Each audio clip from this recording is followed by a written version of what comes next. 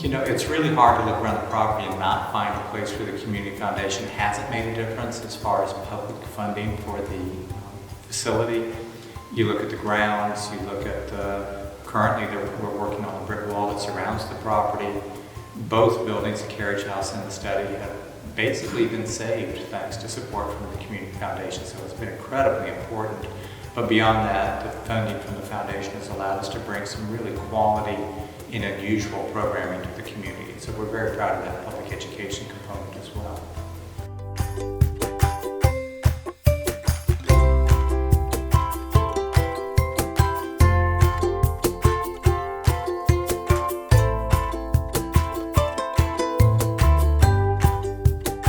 It's really fun. I mean, who else gets to go into an old house and that's what their job is? It's pretty unusual.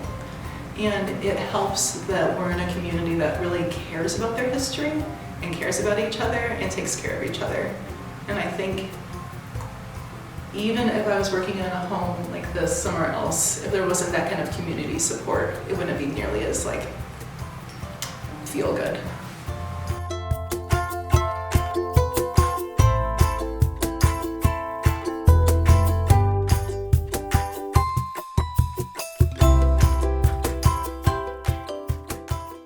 What's been neat about it is that we've been able to take what are relatively small grants and leverage them into something bigger. So either by partnering with other community organizations in town to do different pieces of whatever project that we've been working on, whatever exhibit it might be for, whatever program it might be for, we've been able to leverage that money into a much bigger impact than maybe the dollar amount would actually indicate. And it's just been great to have a local funding source where we can really make that personal connection and really talk with the funders and the donors about what it is we're doing. And you know, if you get a grant from around the country, around the state, those donors may not necessarily come and see the results of what their dollars provided.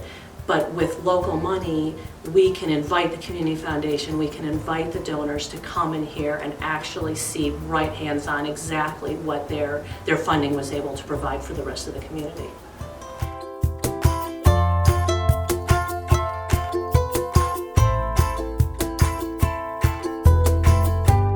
One of our top goals in our mission is education, and it's really important that we are able to share this type of facility with people who are not going to have access to it anywhere else, since it's the only place that it exists where you can see a road retail turn.